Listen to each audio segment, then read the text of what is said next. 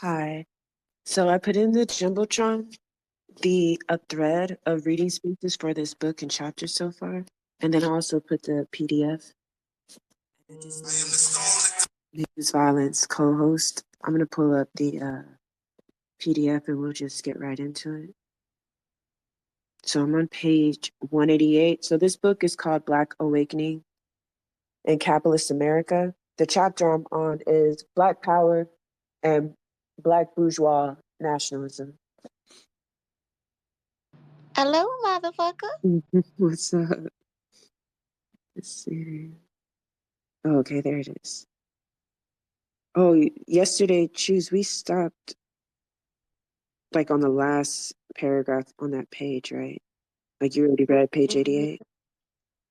Yeah, right before it goes into the next page, there's like a small section. Gotcha. Appreciate it. The new informal national governing structure, which is emerging in this process, may be considered broadly friendly to Black people, even some militants. But this favorable attitude has little effect on the hard realities of economic life.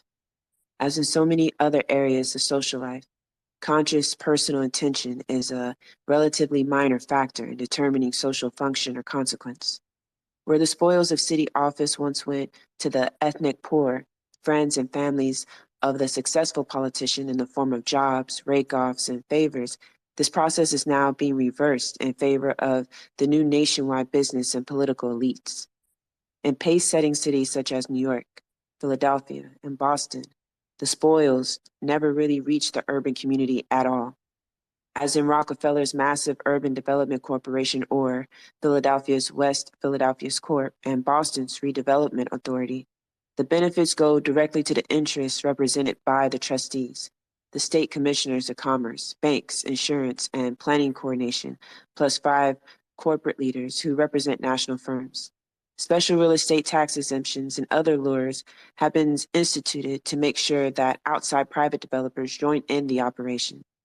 In the face of these interests, municipal regulatory powers, always fragile, disintegrate altogether. Each of the development corporations mentioned above possess power to override local regulations such as zoning codes whenever and wherever an attractive investment site should appear. So real quick, what I just read is he basically is talking about how these institutions that come about, they don't benefit the poor at all. Even in name, they might say like, urban development or, all kind of out here we have like urban leagues and things of that nature that have programs with housing assistance, all that. Well, rarely do they actually help change our material conditions. Actually, they don't, but they're not designed to. And nothing in the system is designed to help the majority of the people. It's only meant to reinforce the already established hierarchy, to keep the resources in the hands of the few. But also, we got to remember too, when we read these things and what he touches on, is that it never just stays stagnant. It always, the few that hoard the most, the resources that they exploit from the people, they always want more. There always has to be more. So you'll see a change in systems where these institutions that are built to help reinforce their power, they make sure that all things that exist help to only benefit these institutions. And so what happens is you'll see a lot of corruption and backdoor dealings where their cousins and other politicians and other corporations will get benefits off of continuing to exploit the poor and the displaced and the colonized. So he goes on to talk about how, and because they have this power in these areas, right? Oftentimes their power they can exert over like local zoning laws. And the reason why that's important is because as we study about or we observe in our reality how more and more people are being shut out of housing and gentrification, zoning laws plays a very big part on how gentrification is mapped out. So again, if these firms who sit there and profit off of hoarding houses, off of making housing so unaffordable, continually raising the rates. And then we sit there and we say, oh, we just need to make rules so they can't. When they influence the rules and how they get implemented and how they get enforced, we have to understand the system has got to go. So the part where I'm at, plus 5 corporate leaders, in pace-setting cities such as New York, In pace-setting cities such as New York, Philadelphia, and Boston, the spoils never really reached the urban community at all. Oh, my bad, y'all. With this kind of competition from mushrooming urban development corporations, the insiders, the urban black bourgeois and black poor, can hope only to scavenge a few of the crumbs. Genocide is the alternative to the core program, and is contended. He told the core delegates that for the white power structure, the choice of options will be based on anticipated costs. He thinks genocide is much more expensive, both in terms of money and in terms of white lives. Perhaps the best illustration of what could be expected from Ennis's program are to be found in Harlem, Cleveland. In the former, the Harlem Commonwealth Council, HCC, of which Ennis is a director and whose executive director, Donald Simmons, was moderator of the core convention workshop on economics, has undertaken what it terms the economic regeneration of a community through the control of its capital goods and services. HCC advises Black businessmen and aids them in planning and securing loans. In its in its progress report for the spring of 1968, HCC said, "We believed from the very beginning that one root problem of Harlem is that almost no one who lives there owns anything. History has taught us that progress depends on the regenerative processes of capital goods. It is not enough to attract white-owned industry to Harlem. Finding jobs for Blacks is not enough either. Critical as it is to HCC's daily function, both of these become enough only if we can develop Harlem's capital." Harlem Core itself announced plans to purchase a department store on 125th Street. Real quick, so you're going to hear in this chapter them referencing a Black conference that happened with the core group and with Wright there as well. What they're referencing is how in this group it was supposed to be like a very militant conference, but it turns out to be sponsored by a bunch of corporate donors with the express purpose of just using militant language and rhetoric as a Trojan horse to usher in Black capitalism as a quote unquote solution for, capitalism, white supremacy, and imperialism, which of course it answers none of those questions and only further enslaves us. But just so y'all know, that's what he's referencing. So what they're basically talking about and analyzing and dissecting is how these things failed, why, and how they were implemented, and then why certain people's reactions were the way they were, which gets into it in later chapters. HCC, of which, in its progress report from the spring of 68, Harlem's Core itself announced plans to purchase a department store on 125th and use the income to finance the organization. In a brochure appropriately entitled Black Power is Black Business, there you go, the group pointed to the resentment which is created by money being drained out of Black areas by white merchants. We believe this is bad for Black people, bad for white people, and bad for the economy, bad for America. Harlem Core sees an opportunity to begin erasing the hostility, defeatism, and powerlessness of Harlem today by putting Black power into business. Thus, for Harlem Core, at least, Black power very definitely came to mean the power of Black business. Unfortunately, for Core, as was noted earlier, the power of Black business is mostly an illusion, since Black businessmen have been unable to enter successful competition with the gigantic corporations which dominate the economy. Cleveland is where CORE operated its voter registration and education program, which was financed by the Ford Foundation. The effect of this program was to aid in the election of Negro Mayor Carl Stokes. The Target City Project voter drive contributed significantly to this political decision. Cleveland Core boasted in his report to the Columbus Convention. However, the riot which occurred in Cleveland later that summer was a strong indication that not all Blacks thought the election of the Negro mayor would seriously change their lives or alter power relations in Cleveland. They would be right. It was apparently only the core leadership which clung to this belief. Other words, Pen, you want me to take over? Also, I want to add, so it's so funny that they was talking about 125th in Harlem as being like a Black business center, because if you just go to Harlem right now, you can see how well their strategy worked. There's a Whole Foods there, so hate that for us. Other work supposedly done on behalf of the Black community under the Ford Grant included a research project which became the basis of the 5 of the 8 major workshops at the core convention. These 5 workshops were concerned with the ways of establishing Black owned corporations, which would engage in trade with Black communities, with white America, and with Africa, Asia, and Latin America. In summary, CORE and the cultural nationalists drape themselves in the mantle of nationalism, but upon examination, it is seen that their programs, far from aiding in the achievement of Black liberation and freedom from exploitation, would instead weld the Black communities more firmly into the structure of American corporate capitalism. This reformist or bourgeoisie nationalism, though its chosen vehicle of Black capitalism, may line the pockets and boost the social status of the Black middle class and the Black intelligentsia, but it will not ease the oppression of the ordinary ghetto dweller. It's hard to say ghetto dweller. Um, what CORE and the cultural nationalists seek is not an end to oppression, but the transfer of the oppression apparatus into their own hands.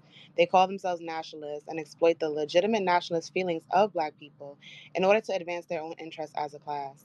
And chief among those interests is their desire to be the brokers between white rulers and the Black ruled.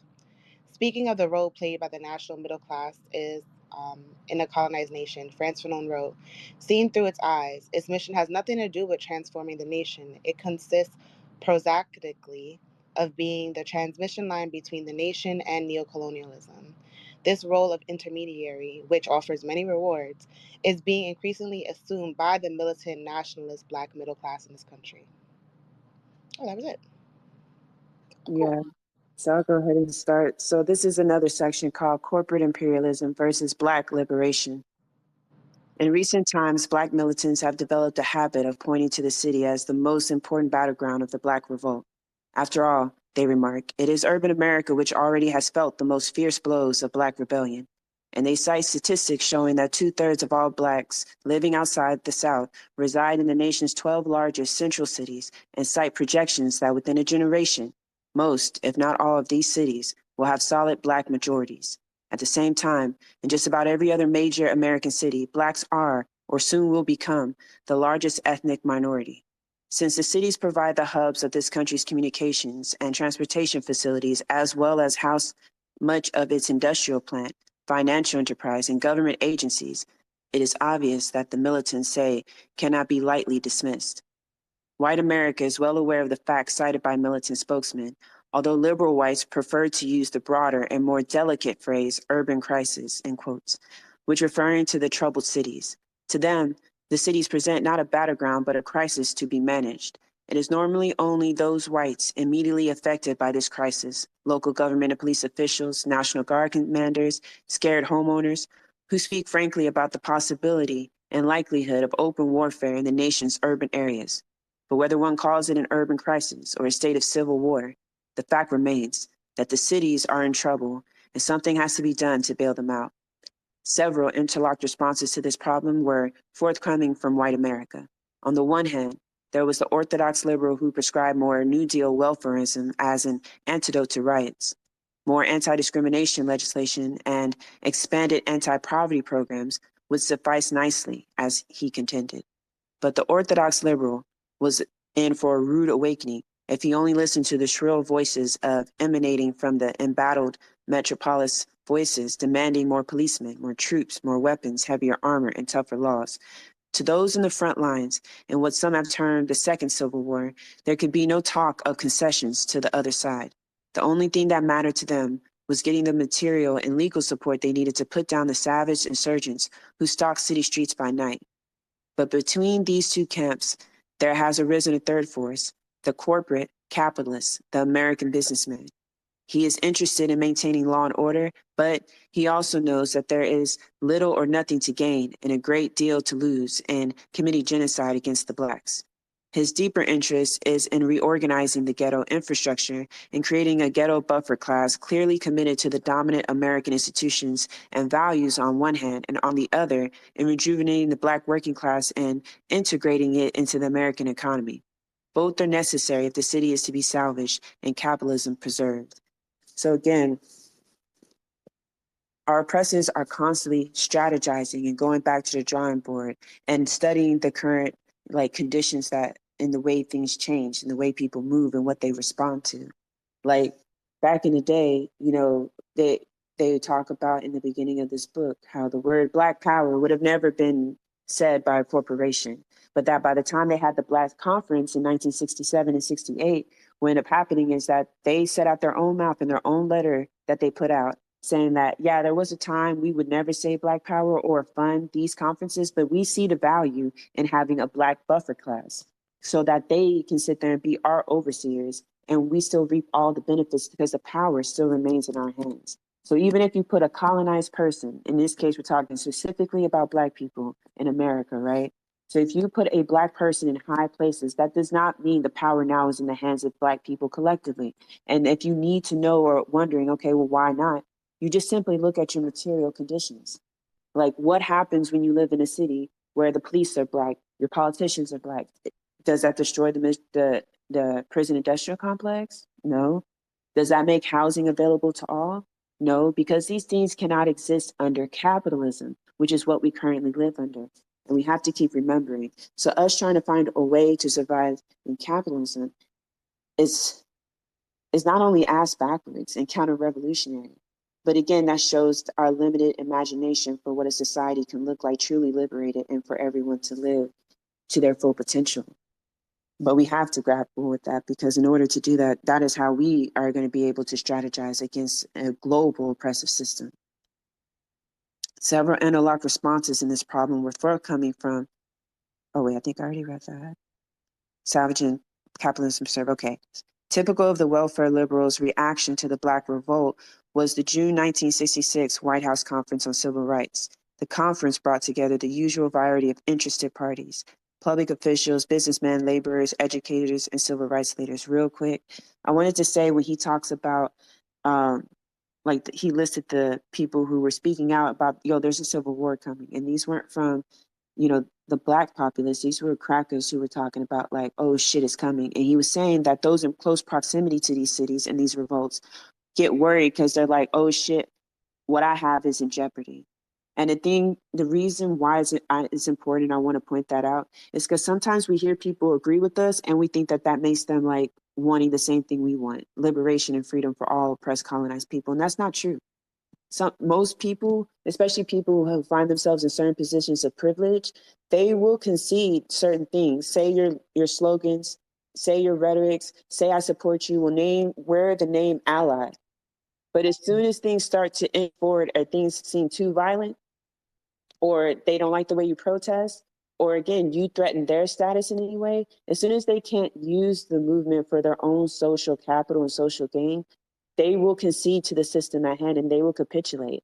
That's why it's often important to not be so excited every time someone is able to shout a slogan or agree with you. It's not what we're going for. We're not here for words and empty rhetoric. We want material conditions. And that's why also too, on the flip side, it's always important that the oppressed control the narrative. If the oppressed say we want total liberation, it is not up to those in position of privilege and power to then say, oh, well, what you really mean is you want reform. No, we're not settling for that. And those who consider themselves allies of any resistance movement cannot sit there and co-sign a concession and think that you're being whatever ally is, which I don't believe in that shit, but whatever.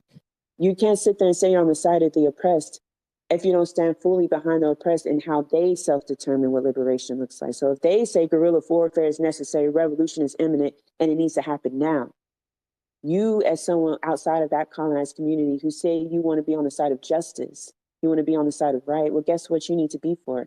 Revolution then. The terms have to be set by the colonized, always. It's recommended the usual package of welfare and state reforms, expanded job opportunities, even though the conferences admitted that even in an economy approaching full employment, joblessness among Blacks will remain a persistent problem. Some sick shit. Job training and counseling programs, more stringent enforcement of civil rights laws, passages of open housing legislation, and integration of the public schools. No new ideas were forthcoming from this conference. But the New Deal type reformism was undergoing a serious crisis of its own. The welfare liberals were attacked by Black militants for their paternalistic racism. From the right, they were assaulted by conservatives who identified the cause of the riots and the liberals' coddling of Blacks. Finally, America's corporate leaders were becoming impatient with the welfare state, which seemed to be toppling into chaos because of incompetent management. The coup de grace was administered to the welfare liberals by a recalcitrant, sorry, y'all, I'm saying that word all wrong. It's RECALCITRANT. If anyone knows that word, please leave me a voice note in my inbox so I can learn it. 19th Congress. The legislators were responding both to the outcry against crime in the streets and to the economic pressures imposed upon the Vietnam War. Anti-poverty, education, model, model cities, and rent supplement programs were drastically cut back as economy measures, and the legislators sat on the bills such as one which would have expanded unemployment benefits for jobless. They even rejected a rat control bill. Instead, Congress passed law and order measures aimed at curbing crime by providing federal funds to upgrade local police forces, making possible wiretapping under court order, and Congress, in effect, overturned U.S. Supreme Court rulings which police officials claim were hampering the convention of suspected criminals. The 19th or the 90th Congress did, however, approve a bill which bans racial discrimination in the sale or rental of most housing. But the price for this concession to the civil rights lobby was an anti-riot provision which makes it a felony for anyone across the state lines with the intent of inciting or organizing a riot. This provision was admittedly aimed at curbing the movement of Black militants such as Stokely Carmichael and H. Rap Brown. That's what we're talking about. Like when the Black bourgeois positions itself as leadership over any kind of militant or resistance movement, oftentimes because of where they sit in class, they are more prone to compromise and at the expense of the movement and of the people the movement is supposed to represent. That's why it's said that if you're any type of person who says that you're for the people, well, then the will of the people has to be first, always. And if the people are not free, then there is no concessions to be made. Period. You want a break? Okay, thank you. Mm-hmm. Side by side with the welfare mentality, there exists the police state of mind. The term genocide expresses the gut level response of many Blacks to what they perceive as a growing threat of violent repression. There is no idle fear. The hundreds of Blacks who have been killed or wounded as rioters, quote unquote, are only the most obvious testimony supporting this conclusion. While some whites have poo pooed talked of me, y'all, I didn't know that was a term, poo poo talked of massive repression. Many Blacks believe that the attitude of Chicago's mayor, Richard Darley, is a more accurate indication of the real mood in this country. In the aftermath of last year's April riots, which followed the killing of Dr. King, Daley announced that he was quote unquote disappointed that policemen had not been given shoot to kill orders. Daley said that he had instructed his superintendent of police that law enforcement officers were expected to shoot to kill arsonists or anyone with a Molotov cocktail. He also said that cops should shoot looters to detain them. Daley's statements provoked an indignant reaction from the white liberals and civil rights leaders. "We are not going to shoot children in New York City," quote, retorted Mayor John Lindsay. But this was far from enough to remove the nagging suspicion in the minds of Black people that Daley spoke for a larger section of white America than did Lindsay. Moreover, New York police have shot Black and Puerto Rican children, the mayor's words notwithstanding. Black newspaper readers knew that Wilmington, Delaware, a city of 85,000 people, nearly half of them Black, had been occupied by heavily armed National Guard troops following the King riots and was still under occupation 7 months later at the time of national elections. Damn. The elections themselves were no cause for comfort. The quote unquote law and order campaign probably reminded older Blacks of similar sloganeering by another aspirant to the public office who declared, "The streets of our country are in turmoil. The universities are filled with students rebelling and rioting. Communists are seeking to destroy our country, as we should. Russia is threatening us with our might, and the Republic is in danger. Yes, danger from within and without. We need law and order. Elect us, and we shall restore law and order. We shall buy law and order." Damn, this nigga drink every time he says law and order. "We shall by law and order be respected among the nations of the world. Without law and order, a republic shall fall." These words were not spoken by Hubert Humphrey or Richard Nixon or even George Wallace. They are an excerpt from a campaign speech made in Hamburg in 1932 by Adolf Hitler. I did not know that. Goddamn. The frightening thing was that in modern America, these words had such an uncomfortably familiar ring. With no great stretch of the imagination, one could literally hear them being uttered by quote unquote responsible public figures, past and present. Black suspicions were reinforced by press reports of a mushrooming domestic arms race, which could be interpreted only as a direct threat to Black survival. At the end of 1968, a major manufacturer of anti riot equipment boasted that 1968 had been a good year for his industry, and he expected 1969 to be even better. Cities across the country were stockpiling arms, building tank like armored vehicles, building up huge caches of ammunition and tear gas, and arming their policemen with helmets and high powered rifles and shotguns.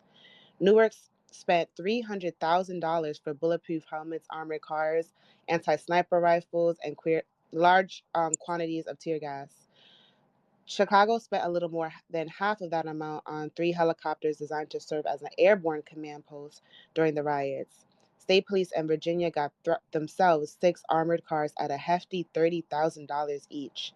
The Los Angeles Sheriff Department showed a little Yankee ingenuity and built in its own armored vehicle for an economical $7,000.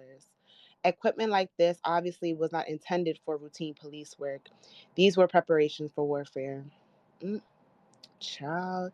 And didn't that Biden just say in his speech, "Oh, we're about to build up our armory. We're about to bring." Didn't he just say that? Oh, he And did. real quick about the law and order thing section is we hear that a lot, but let's put it in our present context, right? So the way I'm going to use Houston as example because that's where I'm at. So the way Houston builds houses now in certain areas, like what they do is they build these new developments in the middle of like where there'll be an area where the medium income is maybe 15,000 a year, and then they'll build these houses that cost 400,000 and up, where it's mostly nurses, doctors, dentists, and shit like that, right? But smack dab in the middle, like right across the street from a housing complex that I live in, literally is apartment complex where people make maybe 10,000 a year, at maybe 15, maybe. And yeah, so what ends up happening is they do that, right? And these houses are shit. They're not even built well. And that's another scam. But anyway, so what ends up happening is that you have these people, this huge disparities of incomes and what people can access. So I'm not talking about like 2 steps across the street. You have someone who's wondering how they're going to feed their kid, how they're going to keep their lights on, choosing between like internet connection and lights. And the reason why I say internet connection is because we look at that as a luxury when in reality it is not a luxury. If you need a job in order to get, or internet in order to apply for a job, if you need internet in order to pay your bills online because they no longer accept mail checks, and then, if you need internet in order to like apply for any kind of assistance, all those are necessities. So guess what? Internet becomes a necessity. In order for you to know the news and knows what goes on in the world, you need internet. Well, it's a necessity. It's not a luxury. And the thing is, a lot of people can't afford it out here in Texas, and people get surprised. Internet ain't widespread out here like that. Like, it's really not. I need people to visit the South a lot more often. Y'all would be shocked how fucked up it is. But back to my point about the law and order thing. So what ends up happening is that you have these 2 groups of a large, wide gap of income, right? So you have like these doctors and nurses and all these Mercedes Benz and all these BMWs all right across the street that get broken into all the time because you have people who are cut out of resources and out of those jobs that can pay a livable wage. So they're going to get it by any means necessary, as they should.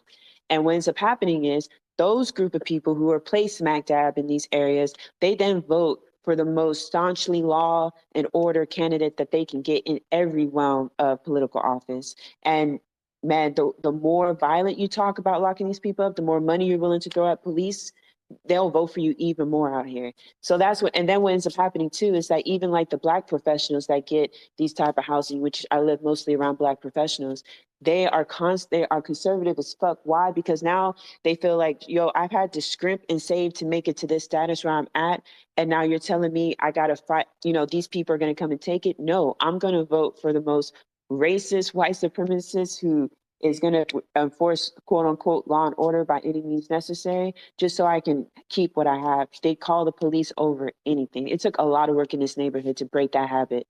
But what I'm saying is that those terms, law and order, it won't even be like pushed upon you. A lot of times when we start hearing our politicians start talking law and order heavily, it's because they've already generated and created manufactured consent in which they've already told you, like, look out for that person over there.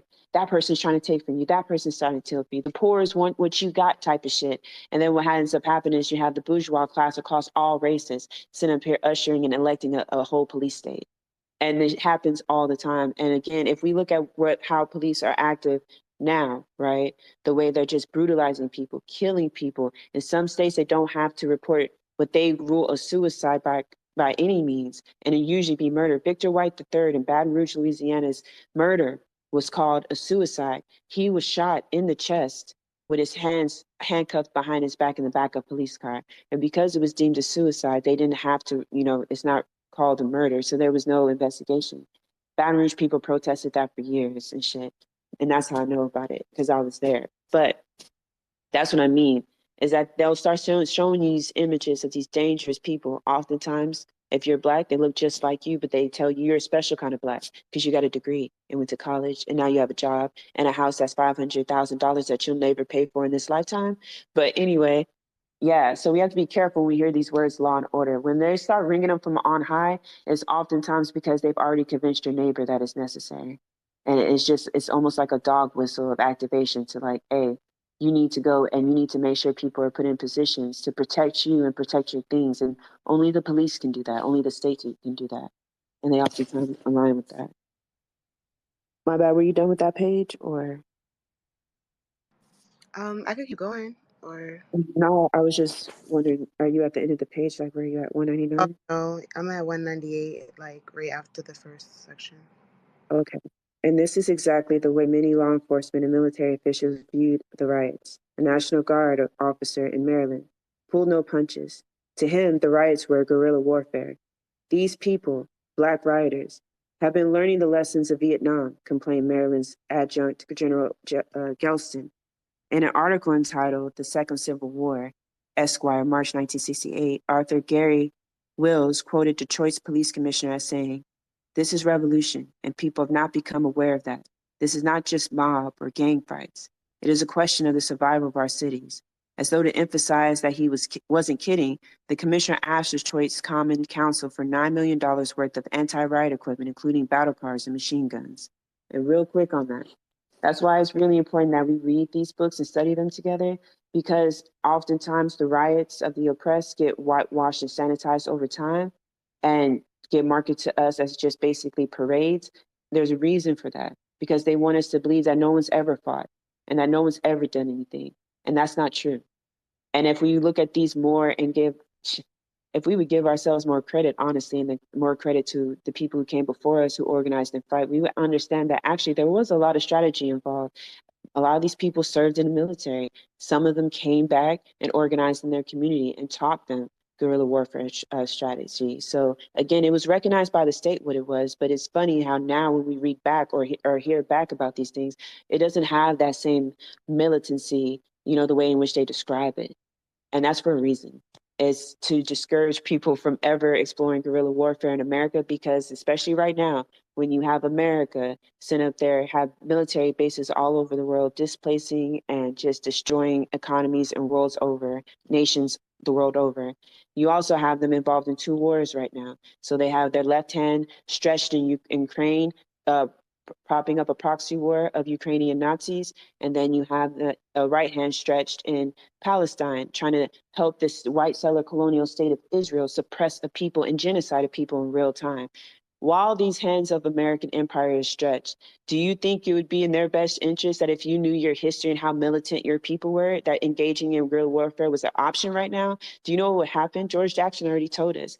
If Americans and people who find themselves in the belly of the beast, that includes Europe, were to stand up and have a resistance movement right now, as the global South is standing up and resisting, America can't fight two wars. It can't fight a war abroad and at home. It would be a devastating blow. So again, this is why they sanitize our past so much. But so it's up to us to understand the nature of the beast and be discerning when we look back on these things, and understand and give our people credit that they have the intelligence and the will and the fight in them. And at that time, they were recognized as such. So he describes it as guerrilla warfare. This is a revolution, and people have not become aware of that. This is not just mob or gang fights. It is a question of survival for our cities.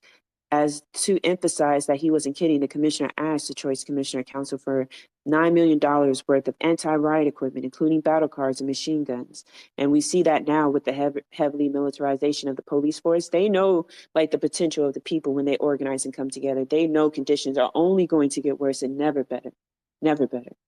So what they do, they coordinate to create cop cities so that when the eventuality of civil unrest happens, when the people are tired of being exploited, which is already here, they just waiting for that spark to hit that powder keg. They want to make sure that there's cop cities everywhere to suppress that quickly. And this is why when people are resisting cop city and protesting against it and sabotaging it, as they should, they're getting hit with like RICO charges and shit. Why? Because they have to be extra when it comes to that so that it can discourage other people from discourage people from standing up and from doing what's right and actually from making a very strategic move. If you attack these cop cities, you're helping so that when your people do stand up, again, you don't have an occupying force and if they're actively repressing you, you've already combated them back and prepared for it and had a strategy for it. After the 1967 rebellions, the development of production of anti-riot and exotic weaponry became a booming business. B&H Enterprises promoted its R2 multi-purpose armored personal carrier to local police. The machine can accommodate 15 men in a carpeted interior, and it can either, depending on what the riot fighters inside think is appropriate, spray crowds with tear gas or address them through a built-in PA system. But the B&H product had to compete with Cadillac Cage's Commando Police vehicle, which is amphibious, seats 12, and is equipped with a body which can be electrified to shock anyone who is so foolish as to attack it with his bare hands. Some sick shit. General ordinances, chemical maces, a disabling spray that causes dizziness, nausea, and a feeling of suffocation came into general use in 1967. Other exotic, quote-unquote, non-lethal weaponry for the complete policeman's arsenal included instant banana peel, a powder which can be sprinkled on sidewalks and when wetted down produces a slippery surface guaranteed to down any who venture upon it. Let's see, 99. Then there is the curdler, a noise-making device which delivers such a brain-numbing screech that it disrupts normal thought processes in the hearer. For the real anti-riot connoisseur, only the imagination limited what he could buy. Arthur Wills got hold of a brochure published by the Institute for Defense Analysis. The Institute, by the way, because of its research activities on counterinsurgency, whether for the foreign or domestic variety, has been the target of student demonstrations around the nation. The brochure described the latest devices that enable the diligent riot stopper to foam rioters, pepper them, testing them in long swabs of chewing gum, mark them with invisible dyes, with odors undetectable except by dogs or instruments, snow them up inside drifts of plastic confetti, prick them with tranquilizers, rinse them down with electric solstice, stay with them hoses. So that was a quote. I just want to stop again because at the height of resistance against police brutality and police terror in America, you saw an uptick of of regular ass crackers like deputizing themselves to act on behalf of the state. It became legal that you can run over a protester with a car and not be charged with vehicular manslaughter or assault. That became legal, right? They also had people poking people with needles with unknown substances at like conventions and protests and shit. Like reports of that from people on the ground said that as well. I didn't personally see it, but again, these are the same reports of back in 1967 that I can draw parallels to the same reports and stuff that I heard, and only some of the things I witnessed in present time. And also too, they bring up how the different weapons that they use, right? And now, we've seen on social media, and I know some people who said that it's active in some of their cities, those robotic dogs and shit. Like they constantly have ways to be innovative when it comes to how and which way they're going to torture and suppress us. But when it comes to saying, oh, we need our schools to be funded, or we need hospitals that are fully funded, we need, libraries, we need housing, we need food, we need all that shit, right? All of a sudden, there's no money. That can't be done. Pull yourself up by the bootstraps. But when it comes to militarizing the police, when it comes to giving them all kinds of high tech, high grade weapons, right?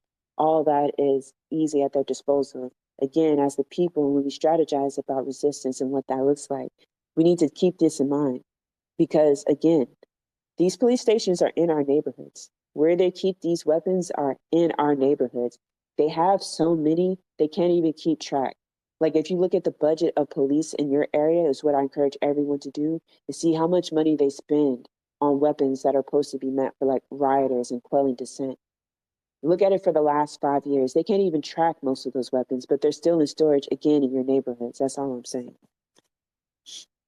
Lethal handheld weapons now available to local law enforcement agencies include a lightweight semi-automatic shotgun which can be fired with one hand and which is equipped with a small spotlight for picking out targets on dark nights.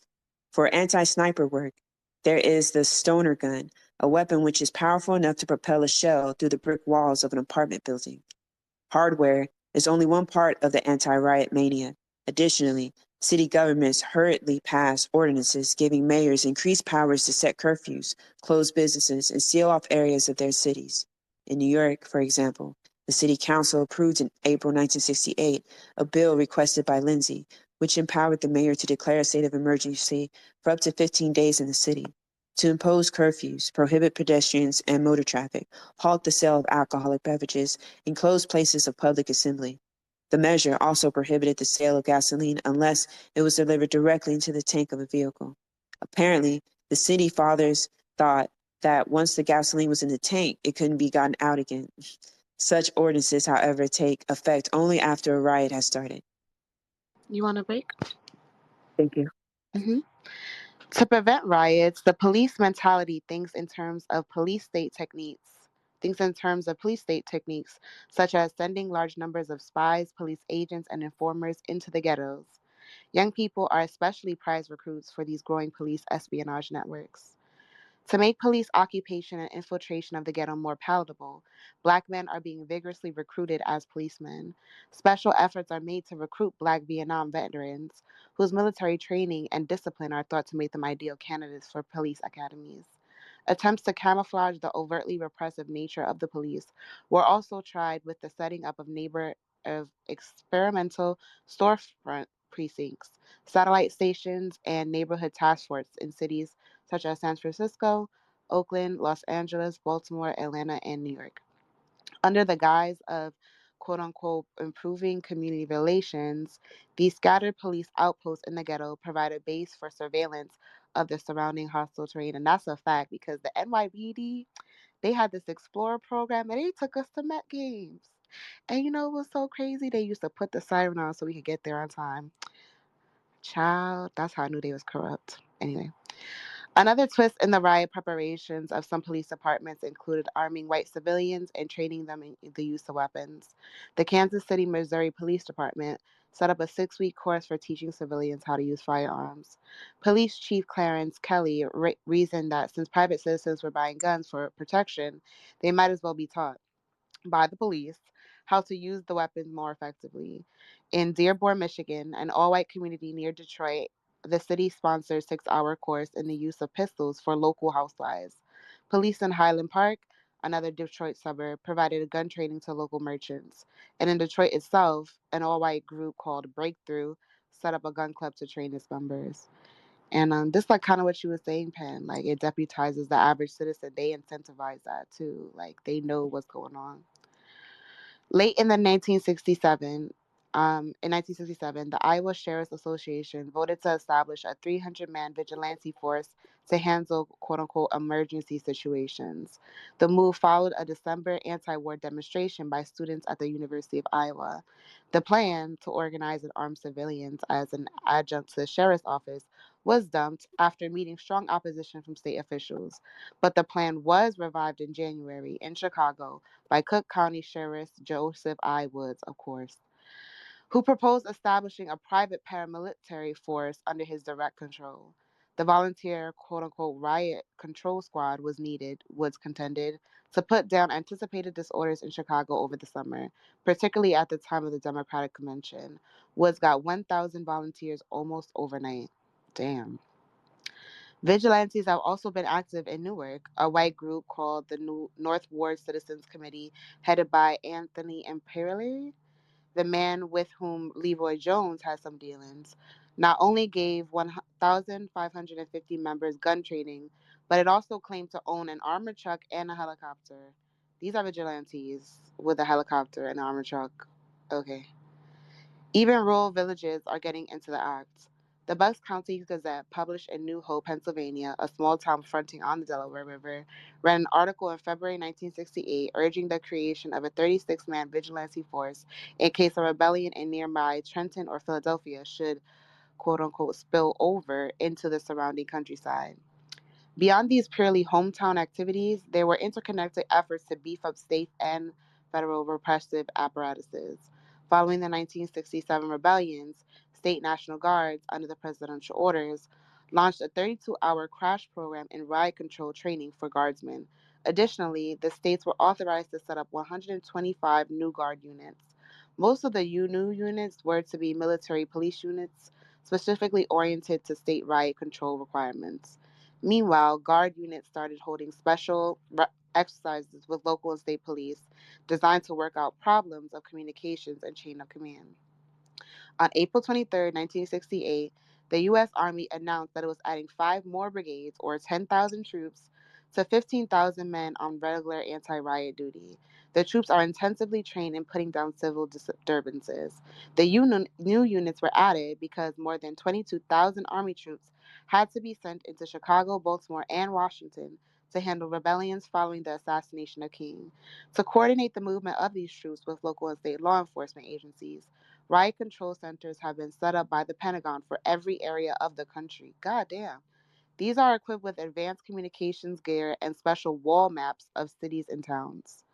To reduce reaction time in potentially explosive situations, computers are being used to predict likely rebellion areas and suggest troop deployment patterns.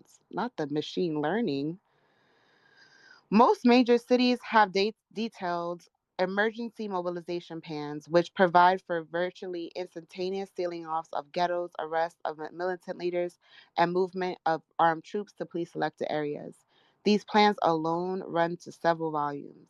They allow for close cooperation and coordination amongst the local, state, and federal agencies in quelling a civil disturbance. To many blacks, the logical next step in these preparations for repression was the setting up of concentration camps, and they did that. And a rash of rumors claiming that exactly this was being done flashed out through Black America in 1967 and 1968. Stokely Carmichael, Rat Brown, and other militants frequently argued that blacks were a surplus population in the United States, which was pensioned off pensioned off on welfare rolls. But the rebellions, said militants, had prompted white America to make plans for a quote unquote final solution to the race problem by permanently ridding itself of the troublesome blacks. Martin Luther King was moved just 6 days before he was killed to say, I see a ghetto, perhaps cordoned off into a concentration camp. I haven't said there was a move afoot, just that it is a possibility.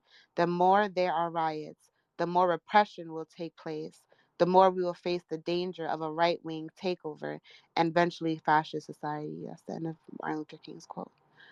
The white press at first ignored this growing fear and then sought to exercise it by claiming that it was based on myth. The The Washington Post. Washington, Mhm. the Washington Post, for instance, ran a long article in March 1968, which contended that there is no evidence that a concentration camp system exists or is planned.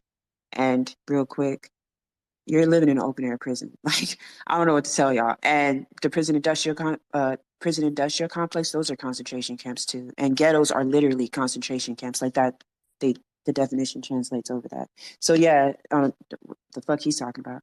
A Look magazine article in May of that year stated flatly, a probing into every available official record and a running down of every current rumor yield no evidence either of physical preparations or of plans by the federal government for mass level incarceration of Americans. And here's my thing is that we know the empire lies to us to our face every fucking day. I don't understand how anyone in 2023 is believing anything that comes out of the state's mouth, especially when you know what the state is built for and what it's here for. It just makes no sense. That's why I always say the oppressed need to be the narrators of their liberation, and the people have to listen. So if there's a resistance movement happening in Haiti, and the Haitians say, yo, this is what we need to do. We're engaging in guerrilla warfare. We're killing everyone who is not supposed to be here and who is a colonizer. Well, guess what? For those of you who consider yourselves on the side of liberation, you would have to align with the Haitians and what they say. There is no such thing as, oh, well, that's not the right way to do it, and you're not real liberators for doing it. No, fuck that. Because and then we sit there. What happens is then you'll have people who will determine what it means to be free, and then the state, because it's not in their interest, will literally try to indoctrinate the world and say, actually, real freedom looks like this. If they really wanted freedom, they would ask, or if they really wanted freedom, they wouldn't be violent. If they really wanted freedom, they would pull themselves up by their bootstrap. Or if they really wanted freedom, they would settle for a two-state solution or settle for a ceasefire. Or if they really, I can keep going. Again, never let the state tell you what your reality is. You're living it. Look outside. You are living it. So you are the best person, and the colonized people are the best people to narrate and to talk about and speak to what the material conditions are. Don't let the system tell you, oh, it's not really happening. They'll gaslight the fuck out of you. That's what it's supposed to do. But blacks recall the forced evacuation of more than 100,000 Japanese Americans to relocation camps in 1943 and the confiscation of their property. If it happened once, why couldn't it happen again? Here's my thing with that. It's like, yes, that did happen to the Japanese. Yes, it's sick and it's disgusting and it's a part of living in a white settler colonial state. But my thing is that it's happened to many of black people over and over and over again, before that and after. We just don't look at it in that way because, again, under white supremacy, we're not trained to see the struggles and the liberation movements as something to be of value. I mean, look at how, the Haitian people have been resisting and engaging in armed like struggle like this whole time, and we don't talk about that widespread like that. West Papua is going through a whole genocide and has been. We don't talk about them like that. Africa, the francophone countries have kicked out the French. We don't talk about that like that. We don't talk about that in terms of revolution and the whole world standing up and saying, oh, you kicked out the colonists. This is a great stride towards global liberation. We don't do that. But then also the same with black suffering and black struggles and black oppression. We also don't carry it with the same weight. And we oftentimes have to use examples of non-black struggles in order to give validity to our own. I am so much against that because, again, because of our dehumanization, not only, in our own mind, we don't see ourselves as complete humans because of the way the system indoctrinates us to do that. But then that affects the way we don't see our struggles as worth struggling for. That's a problem. To date, the most authoritative study of detention camps in the United States is a 60-page booklet written by freelance journalist Charles R. Allen. The booklet was published in 1966 by the Citizens Committee of Constitutional Liberties. Under Title II of the 1950 Internal Security McCarran Act, 6 detention camps were set up. Construction began in 1952 and was completed in 1954. Title II gives the president power to proclaim an internal security emergency. So basically what I just read y'all is the paragraph before. The America was telling people that there's no such thing as concentration camps, that we don't have any plans to build concentration camps, and y'all niggas is crazy, was basically what they said, right? And then again, the author made a good job of following up with actually, according to them, the same people are telling you these don't exist and don't believe your lying eyes. He references actually they'd have done this. So he talks about under Title II of the 1950 Internal Security Act, 6 detention camps were set up. Construction began in 1952, completed in 1954. Title II gives the president power to proclaim an internal security emergency in an event of any one of the following: invasion of the territory of the United States or its possessions; 2, declaration of war by Congress; or 3, insurrection within the United States in aid of a foreign enemy. And see, the thing is that they say these things and it's vague. So insurrection, and that's aided by a foreign enemy. That could easily be what happened when black people started standing up against state repression. They started being identified as black identity extremists. So you're now a terrorist. And what did they also say when black people stand up, if we can point to any point in time, is they'll say, oh, y'all are being aided by the Russians because y'all niggas couldn't possibly come together and coordinate a plan of, facing a world power like, the white supremacist system. And actually, yeah, we did. And no, we didn't need like someone to tell us that we were oppressed. We already knew it and analyzed it and created theory around it and strategies around it. But yeah, so they do that. So in that example, if you're identified as a black identity extremist, a terrorist, they've already circulated the whole talking point of you're a Russian asset if you talk about certain things and if you align with certain things, whether it be on social media or just in word, right, or in actions. Well, then guess what? You fall underneath these terms. In the event of such a proclamation by the President, the Attorney General is authorized to apprehend and detain in such places of detention as may be provided by him all persons as to whom there is reasonable ground to believe that such person probably will engage in or probably will conspire with others to engage in acts of espionage and sabotage. I stress those words because they didn't say that you did it or that there's evidence. They said that under these circumstances, according to what's written, that the president has the power that if you were even just suspected, if you're thought of, this is what happened during like the whole Red Scare. Like people were turning in their neighbors saying, oh, that's a communist. They're working for the Russians. That's a Russian agent right there. That's a Russian puppet. They're Putin stooges, all that shit, right? People were going to jail, losing jobs, losing businesses. People were leaving the country. People weren't allowed to return. So yeah, these things again have happened before, and they'll literally tell you while they're happening that they're not happening. Again, as the oppressed, you have to narrate your own experience. The McCarran Act was passed over President Truman's veto. In his veto message, Truman warned, it is not enough to say that this probably would not be done. The mere fact that it could be done shows clearly how the bill would open a Pandora box of opportunities for official condemnation of organizations and individuals for perfectly honest opinions. The basic error of these sections is that they move in direction of suppressing opinion and belief, a long step towards totalitarianism. I keep stopping and I apologize, but that part is important to me because oftentimes, well, not oftentimes, the talking point that's been hijacked and I can't fucking stand it, it aches all of my nerves, is that people will be like, freedom of speech, you won't let me call you a nigger jigaboo monkey, you're suppressing my freedom of speech, or I can't misgender you, I'm being oppressed. That shit has been hijacked. Real oppression, real not being able to talk, go over there and call out your boss for exploitation. Watch your ass don't get fired. Or hold the president accountable for being a genocidal imperialist, siding whole ass Nazis in Ukraine and over there backing up and propelling and propping up a white settler colonial state Israel that's genociding people in real time that we can all see from our fucking phones like it's entertainment. Like you can't do shit like that.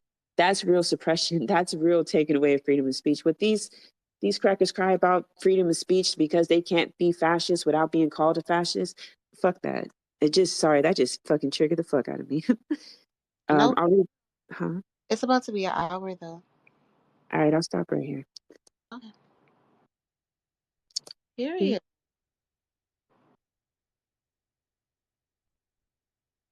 The Jigaboo monkey had me dead. Like, ma'am, they really do want to call us Jigaboo monkeys, and that's why they're really mad. Um, Chad, I think this was a really good section to read in the state of the world, especially with that word terrorist that keeps coming up. So, yeah, I kind of just like processing everything that we just broke down.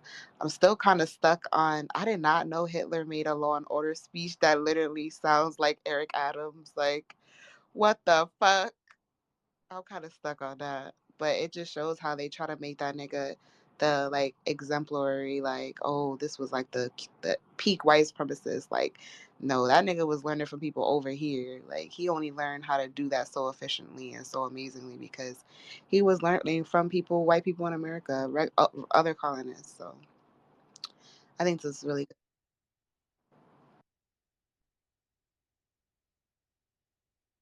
Hey, Mr. JB.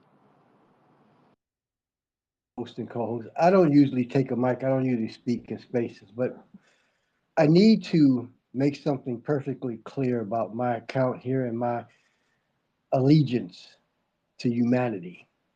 I was a staunch Democrat. I believed in the democratic process. I believed in the Biden Harris administration. I believed in the past presidential administrations that were Democrat. But this fiasco, this travesty, all this nefarious activity going on in Palestine, perpetrated by Israel, and you heard me pronounce that correctly, Israel. The backing of this current administration and every Democratic administration previous has turned my stomach. I can't any longer support any administration, any human being who tells me that what's going on in Palestine is right and just. I'm going to use language I don't usually use here, but fuck that. This administration is bullshit, in the toilet, and has lost my support 100%. I'm going to do everything I can to work on the ground in Palestine and through every other avenue available to me. I spent 2.5 years in Palestine as an employee for my own restaurant and working in other restaurants. I have seen with my eyes what's going on the ground in Gaza and Palestine. I spent a year there as a military soldier attaché. Yes, I got drafted I didn't draft, I enlisted at age 17. I took the oath at age 18. I was fooled about what America was at that young age. Not any longer. 14 years of killing people in the name of freedom. That's like fucking to remain a virgin. It does not work. I'm just sick to my stomach. I have participated so long in the ethnic cleansing and genocide of a people that I love. No more. So when somebody tells me, or when I listen in a space to somebody say, they're both wrong, Israel is wrong, Palestine is wrong, I want to put my hands around that person's neck. How can you allow somebody to walk into your house, your apartment, or your tent and kick you the hell out and take it over and say, it's mine because this book, this holy book told me this is my promised land. I'm sick of standing by and watching America further Zionism, apartheid, racism. Just wanted to say that and get it off my chest. Yo, that was powerful on some real shit, and I just want that to hit. And I also want to end the space on that word on some real shit. Everything you said needed to be said, and I'm glad you were honest in that and shared with us that. So, real talk on that word. Thank you, Mr. JB, and we'll end on that. So, y'all take care of each other, look out for each other, and yo, let's get free. Revolution in our lifetime.